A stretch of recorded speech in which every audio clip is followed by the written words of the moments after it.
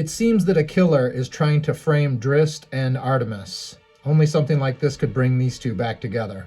A new killer has been stalking the north. He fights with Drizzt's graceful style and Artemis's ruthless precision.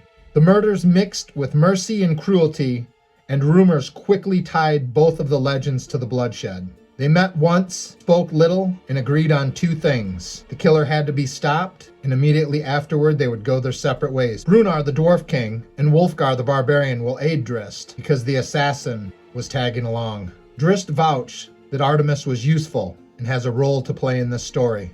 The dwarf trusted Drizzt, and the Barbarian stayed only to prove he wasn't afraid of battling Artemis again. Thus starts our tale. A complete and concise account of the exploits of Drizzt and company in the world of Zexia, which is my world. We're going to drop these guys right into an unexplored area and find some new adventures. First thing we got to do is generate a hometown hex. We got 89, a swampy area. We need to locate a city, which is going to be our base town, a road, and a river. Bogreach is a good sized town, but it is in a remote area, sort of out here by the swamps. So this would be a great place for all of these guys to meet up sort of in secret to determine what they're going to do. Let's figure out our road. It's going to start out of the special feature, which in this case is the starting town. So let's see where the road goes to. 5, it's going to exit out up here on the hex. And for the river, since we're in a swampy area, there's a 30% chance that a river will start in this hex. We got a 24. There is going to be a river that starts in this hex. Remember, once we get the hex generated, I'll show you guys the completed hex. So our river is going to start from this rather large swamp right here, and we got to see where it exits out of. We get a 4, that's going to be right down here. So here's what we got. We got the town of Bogreach right there. We're in a big swampy area. The road originates out of the town and then moves up this way, and the river starts out of this swamp right here and comes to the southwest. The first thing I need to do while I'm here in Bogreach is to pick up some rations for some of the characters, do a little shopping. Drizzt already starts with some rations, so I'm not worried about him, and then he has foraging, which can help us along the way. But I'm still going to buy some rations because with the information that we gathered here that I will cover in just a second, we have a 2 days march ahead of us. Drizzt starts with 2 rations, actually. I rolled really bad on his starting gold, so he's kind of broke down at this point. But I am going to buy 2 extra rations for him at 2 gold. As you can see, my gold rolls weren't that great. Wulfgar's going to pick up 2 rations, and he's going to have 1 gold piece to his name. Brunar, on the other hand, does have some loot, and I think he will buy 4 rations for 4 gold. And of course, Artemis, who knows what nefarious deeds he's done, but he's sitting on 12 gold. He'll buy 4 as well. One of the reasons why we met at Bogreach, not only that it was a kind of secluded, remote area, but some seedy type characters can be found around here, and we gained some information. And one of those pieces of information was that the witch Malithia cursed Parkalan, he's the captain of the guards, who is now basically on his deathbed. The blessings of the clerics are not enough to save him, and Malithia hides in a cave about 2 days' march from the city. If we can kill or capture her before the curse completes its course, we will save Parkalan and gain a 100 gold piece reward. And not only that, but he will give us a piece of information because he is one of the people who knows a little bit about the situation at hand. Let's determine where we got to go to find the witch. We get a 5. That is to the northwest. So basically, we'll follow the road out of town. All right, let's roll for terrain here. We got a 30. It's a day's travel to the northwest, and we end up in some grasslands. If the new hex has 1 edge with a road, that's us. So we get a number 3 here. The road does not split. Roll d6 and continue on. All right, we got a 5, and it continues northwest. To see if there's any rivers here, we got a 69. The grassland, there's only a 15% chance, so nope. We're going to roll on the hex with road special features. So I'm changing out my dice for some of my D&D dice. The skull splitters are just kind of hard to read because they have black numbers. although I still will use them occasionally. Like right now, I have to roll 2d6. We get 4. There is a monastery out here. The road leads out of town up to the northwest, and we have a monastery out here sort of in the grasslands, maybe tucked up in some hills. So this is pretty sweet. We all heal 1 hit point for free, which we haven't taken any damage, but that's great. We can purchase blessing spells, holy water, potions, resurrections. We can hire acolytes and surgeons. If we're working in this area and we take some damage or we need some healing or anything, we can always come back to that monastery. So that's really cool. All right, we have to roll a hex event. We have an 8. Well, hexes with roads are a little bit less dangerous. The ones without roads are a lot more dangerous. I rolled an 8, so we have to roll on the weather condition table, then roll 1 more non-weather condition event. What does the weather do? We got a 5. As we pass by the monastery, a thunderstorm hits.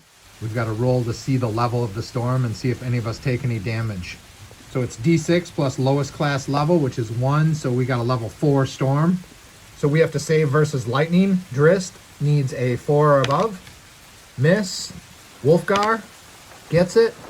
Artemis gets it. And Brunor gets it. So just Drist. Here's the current marching order. We have Wolfgar in 1, Drist in 2, Artemis in 3, and Brunor in 4. As these guys are making their way down the road, the storms come in and make the road really muddy and sort of hard to travel on. Drist maybe gets a little separated, like pushed off to the side over here, and lightning strikes nearby him. It doesn't hit him, but it makes him flinch or jump enough to twist his ankle a little bit. It's not going to hurt him that bad, but he's going to take 1 damage. Now we need to roll for 1 non-weather event. We get a 7. So with the roll of a 7, the rain stops. Yes, we're soaking wet and probably not very happy about that, but the rest of the journey through this hex for the rest of the day is uneventful. I think there might be some conversations had by Wolfgar. I'm sure he's spooked by magic. Barbarians hate magic, and they know that they're going to find this witch. And I bet Artemis is shooting little jabs at him, trying to scare him a little bit or throw him off. All right, let's see which way out of this hex we've got to go. 3. That's south. So we make it to the southern edge of this hex, and I think we're going to camp there, and everyone's going to eat 1 ration. Resting in this book, which isn't an official book, versus the new book are slightly different. Not a big deal here, but I think we're going to rest with 1 character on watch. I'm thinking that would be Wolfgar because he's so spooked and he knows what's coming. All the resting characters gain 1 hit point, so Drist is going to gain his hit point back and feel a lot better. I've got to roll for a wandering monster. On a 1 or 2, we get to fight. Nope. What I'm going to do here is some of these aren't going to be possible, like glacier or desert or stuff like that. So it's going to be 1, 2, 3, 4, 5, 6. Let's see what we got. We got a 5. We're heading into some mountains. And doesn't that make perfect sense? The witch lives in a cave, and that cave is located in these mountains. If there's a road here. 4, there's no road. The new hex has at least 1 edge with a river. We applied the road procedure, except for we replaced the words road with river. It does. It has the river right there coming out of the swamp. All right, we got 4. River does not split. We just roll on this chart and it goes all the way through the hex. All right, goes north. Here's the situation. I'm not sure what to do with that river. It runs north. I don't know if it just dead ends here in these mountains or something, because this one doesn't contain a river. So I think I'm going to cut that river off, make it move into these mountains like it maybe goes that way. But here we have the mountains, and then we have the witch's cave. There we go. The river just curves around the mountain. Okay, we're entering the roadless hex. 7. We didn't have to roll on this because we know that the cave is the special feature of this hex. But look at that. It's got, I mean, I rolled the 7, but then I have to re-roll again, but still cavern is right there. So it works out just perfect. This is the one I'm worried about. All right, roadless hex events. Let's see what we got. We got 15. Look at how crazy this coincidence is. This is what happened in the last campaign too. Party notices and finds a cave entrance. What is the chances of that? That is nuts. I mean, this says just to explore, no final boss. We have a current adventure that we're on that there is going to be a final boss in there, but that is just insane. So this is the Witch's Cave, right out of the book, the very first adventure in the book. There's a couple little different rules that we have to do. You generate tiles right from in this module, which is cool. And then finding the witch after the 4th tile, you roll d6 and add +1 for each major foe encountered. On 6 or more, you find her. Room contents, it has its own chart. Let's see what our first room looks like. We get a 2. We enter into the cave and it swings to the left. Kind of like that. Brunor fires up the torch. Now I know you guys will say put the miniature on there. I don't like doing that. It makes him too tall. And I'll just put the torch right next to him. But we come into a room that's shaped like this and it goes out in that way. Let's see what's going on in here. Roll a 2d6, we get a 4. Roll on the special events table. All right, see what we get. We get a 4. So as we're making our way in, a wandering healer is making his way out of here, which is kind of strange. Wonder what he's doing in here. I wonder if he's meeting with this witch. But he doesn't attack us. He offers to heal us for 10 gold per life. Drist tells him that we don't need his healing, that we're fine, and is rather suspicious of this character. I don't know if we take his healing anyway, because he's coming out of the witch's cave. The healer explains that he is oath-bound to be neutral. He studies poisons and curses, and he came here to speak with the witch, and he has no part of what's going on. We're gonna let this guy go. We don't completely believe his story, and maybe we'll encounter him later on in the adventures. But really, with no proof, there's nothing we can do. We're gonna make our way up here around the corner. Artemis keeps insisting that we should have killed the healer. See what the next room looks like. We get a 1. We have a 4-way intersection. Looks like this. See what's in here. We got a 9. The tile is empty, but we find 1 clue. That's pretty awesome. I give the clue to Drist. Let's figure out which way to go. 1, 2, 3, 4, 5, 6. We get a 1. They plan to go south. See what the room looks like. 6. Something like this. Now in the beginning of the adventure, it says you can turn and twist the rooms however you want. Here's what the room looks like. All right, I'm ready to kill some monsters. Let's go. 6. Got some vermin. Get a 4. 1d6 kobold skeletons. Let's see how many undead kobolds we have. Just 2. Upon entering this little cavern, we know what kobolds are, but these aren't acting like your typical kobolds. And when we get a closer look at them, we can see that the skin just sort of hangs on skeletal frames. Upon spotting us, they shamble over to us to attack. So Drist is gonna come right in here with Icing Death and Twinkle, take 2 swings. He adds half his level. He's first level. That means he gets no bonus. Their level is 3. 3 or higher to hit him. Hits with 1 of them. His first swing actually drops the undead kobold, as his second swing just catches air right above because the body just collapses to the ground. Wolfgar already has +2 to his attack, but he also gets +1. It says here on the chart, blunt weapons attack them at +1. The only thing he can do is fail on a 1. And he's going to kill the next kobold. Just smashes it to a pulp. Artemis immediately starts to look around for treasure, and Brunor just kind of shakes his head. They wouldn't have any treasure, asshole. They're dead. Artemis says, well, maybe they killed someone. All right, we got 1, 2, 3, 4, 5, 6. How we get a 5? Means we're gonna take this bottom path right here. All right, let's see what's ahead. We get a 6.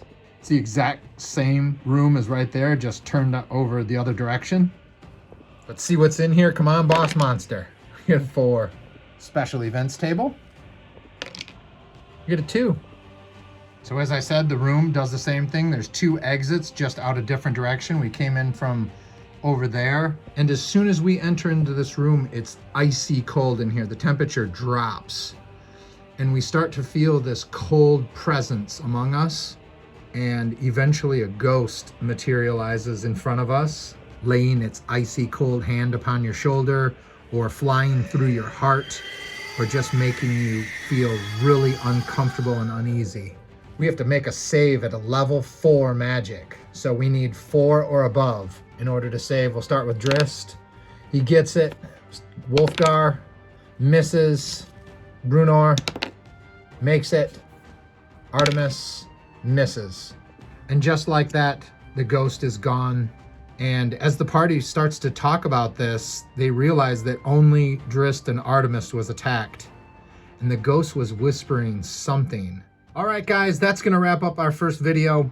We're going to pick one of these paths to go north at the start of the next one. And just keep in mind, I know things may have started a little slow here. That's the way campaigns start. You know, you got to get the story going. And these guys are hunting this witch. And I guarantee it's going to get a lot more exciting as we get closer. So I'll catch you guys in the next video. See ya.